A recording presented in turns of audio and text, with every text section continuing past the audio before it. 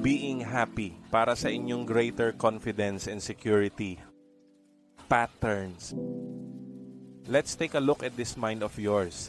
Kapag naglalakad ka sa kalye, do you have to concentrate on every single step? When you chew your food, pinag-iisipan mo ba kung paano ito gagawin? Now I can just fix this anchovy. I can relax and go to sleep. When you go to sleep, do you need to concentrate just to keep breathing? You don't do any of these things with your conscious mind, right?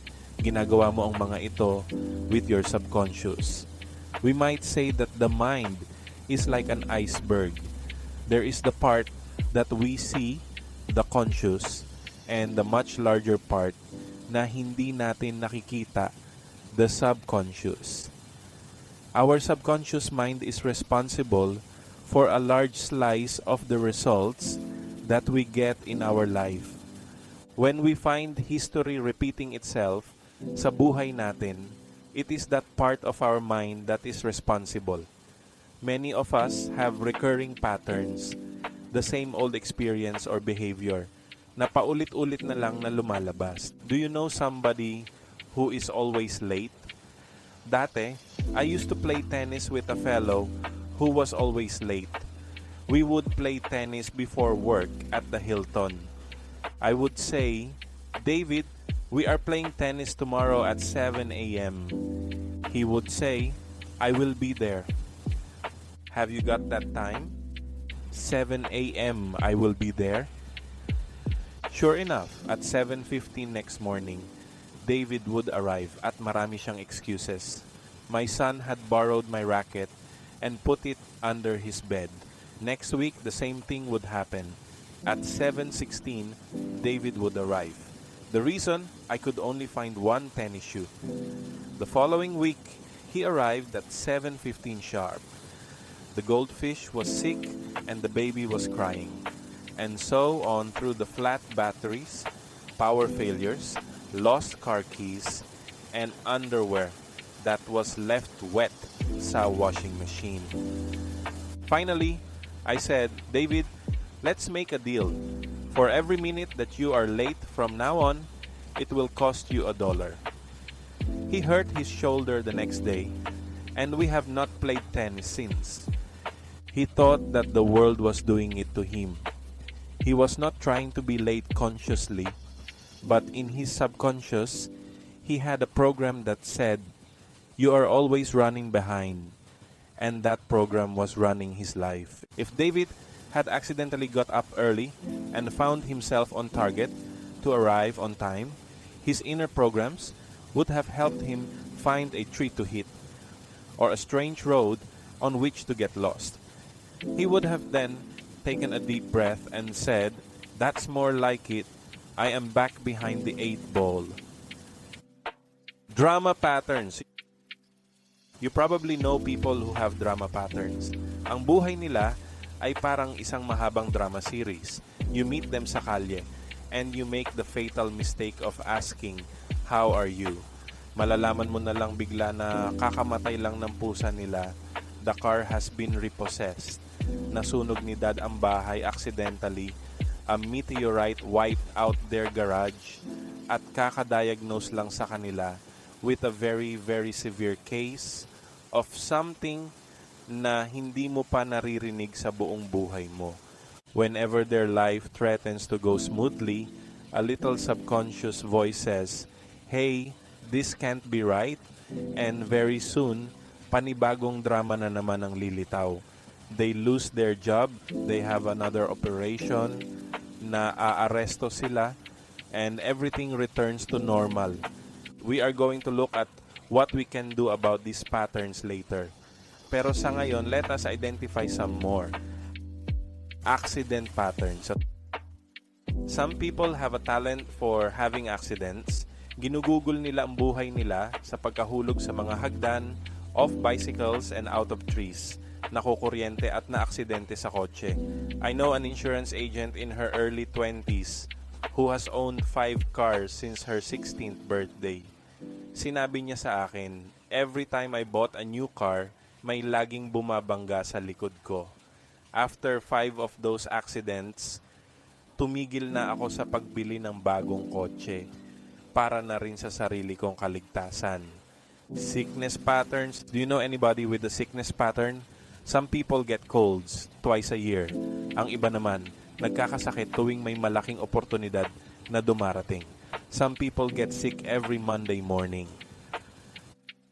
Mess patterns. Some people are inclined towards mess.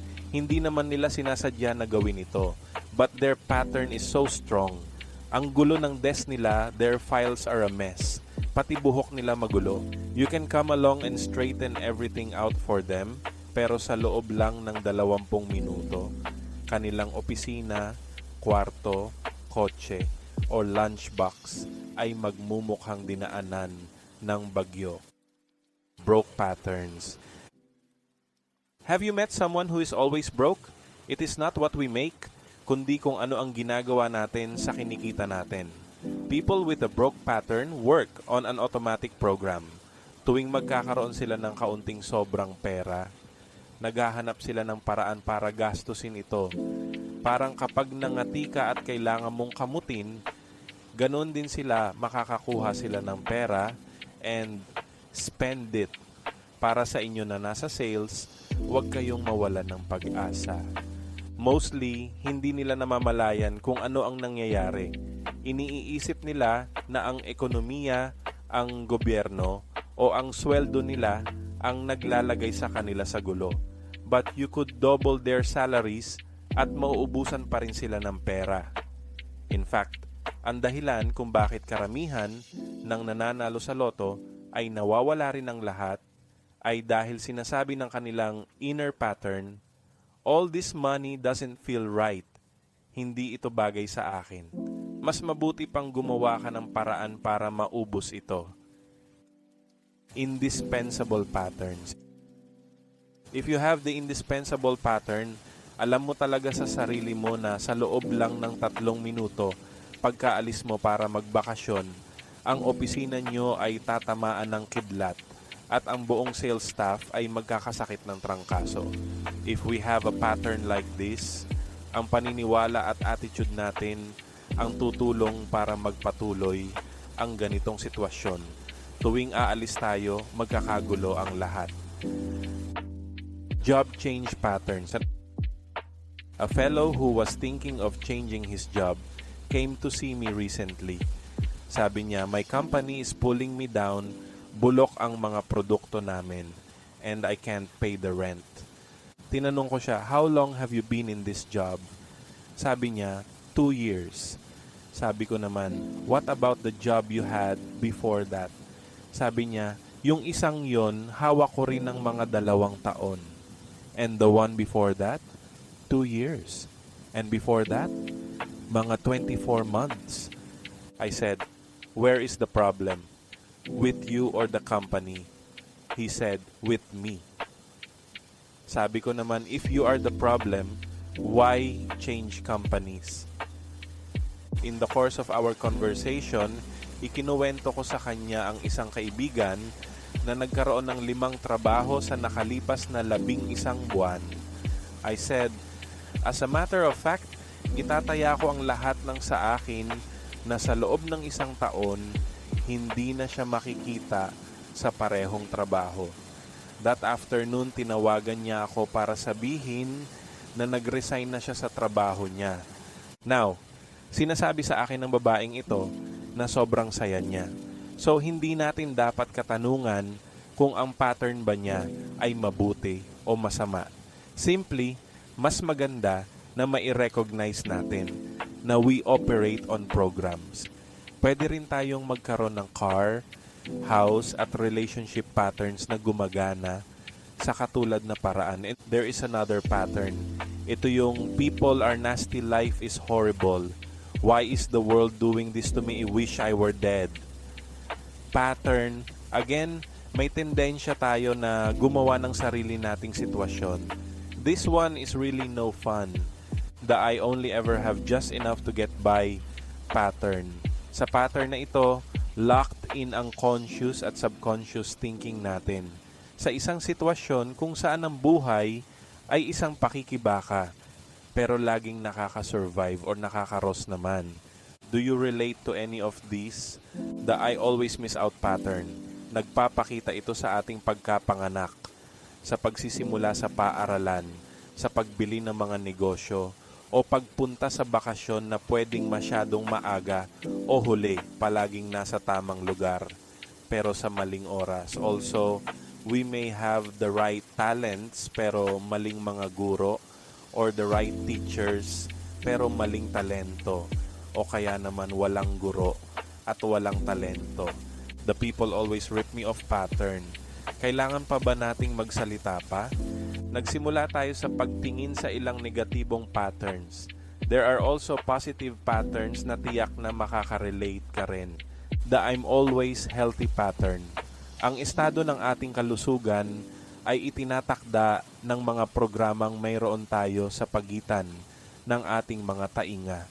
Sinasabi ng mga ito kung sino tayo at kung ano ang nangyayari sa atin. Do you know somebody who is always in the right place at the right time? Pumapasok sila sa negosyo sa mismong pagsisimula ng boom. Ibinibenta nila ang kanilang apartment bago pa bumagsak ang merkado. Nagbabakasyon sila at nagkakaroon ng pagkakataong makatagpo ang ilang milyonaryo na naglilibot sa kanila sa buong Europa. And you think, paano nila ginagawa yon? Kung mayroon lang ako kahit isang kapat ng swerte nila. Ang pagiging nasa tamang lugar, sa tamang oras, ay isang pattern. What about the whatever I do, I always end up making money pattern? Some people have it. Or the whatever I buy, I always get a good deal pattern. And ang kabaligtaran niyan is the I always get a lemon pattern. Other patterns include the I trust people and they always treat me well pattern, and the whatever I do is always fun and easy pattern. We'll assume you want to hang on to the good patterns. Pero paano naman yung mga patterns na ayaw mo? You say, these rotten patterns I have, kailan ko ba sila matatanggal? The answer is, life changes when we change. Change is always challenged. It is not always easy to change our patterns, pero sobrang posible nito. Wherever you are, you can get to where you want to be. At tatalakayin natin kung paano gagawin ito throughout this book. Recognize one thing right here. Tuwing nagdedesisyon tayong magbago, we meet resistance. Palagi tayong sinusubukan to see if we are serious. Imagine that you decide to go on a diet. Ito na yung big week when you start shaving off your spare tire. This very week, yung mailbox mo is stuffed with dinner invitations, cocktail party invitations, at mga anniversaries. All change will be challenged, lalong-lalo na sa simula. Let's say you make the decision that for the first time in your life, magbubukas ka ng savings account and begin to amass your personal fortune. You cancel dinner at the Hyatt, which is part of your diet plan anyway, and you have your $100 earmarked for the bank. Isn't that just the day kung kailan dumarating ang bayarin sa car insurance mo, sasabog ang refrigerator mo, and your brother-in-law needs the $100 na hiniram mo sa kanya nung nakaraang Pasko? Imagine you are used to dressing like a bit of a slob. Every time you put your best trousers on, nadudumihan mo ang mga ito ng husto. You can get engine oil all down one leg sa paglalakad lang from the bedroom to the bathroom, only with your best trousers. Now, the tendency is to think, well, ganyan talaga ako. I can't change.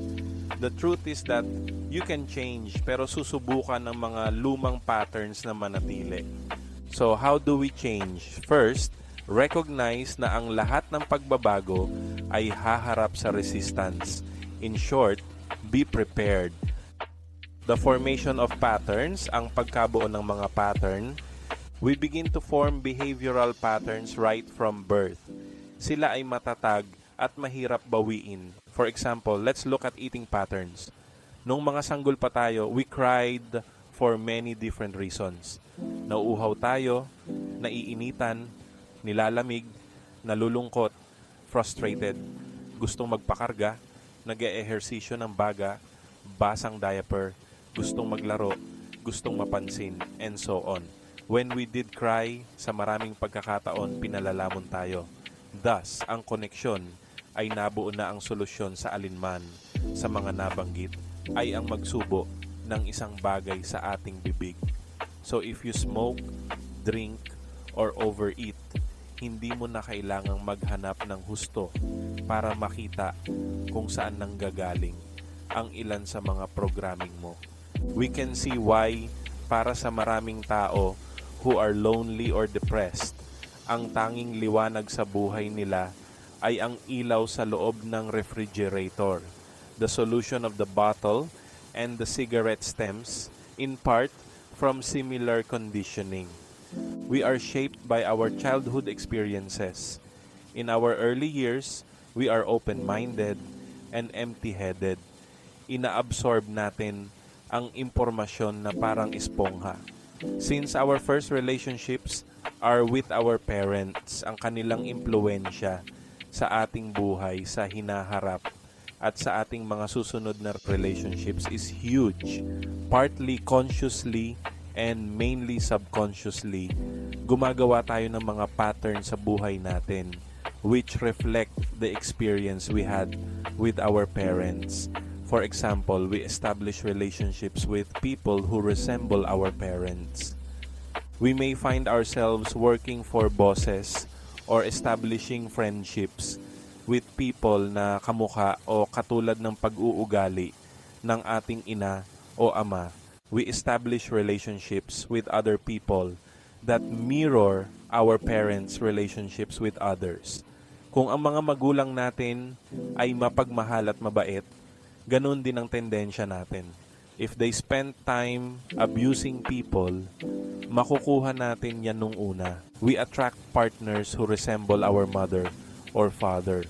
Magagawa natin ito hindi lang minsan o dalawang beses, kundi paulit-ulit.